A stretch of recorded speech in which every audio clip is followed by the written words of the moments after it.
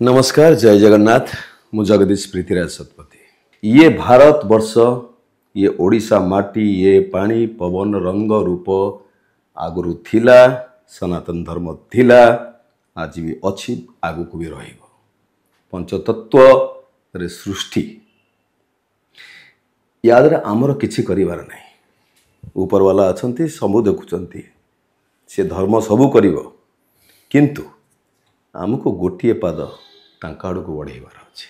28 तारिख दिन सकाळ 9टा बेले राम मंदिर पाखर आम शस्त्र पूजा करी समस्त को देखईदवा जे आमे आम माटी आमर वर्तमान आमर भविष्यत पाई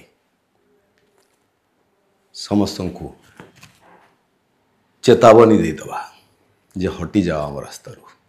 एथिरे आमर पूर्वपुरुष माने भी खुशी हेबे। धन्यवाद।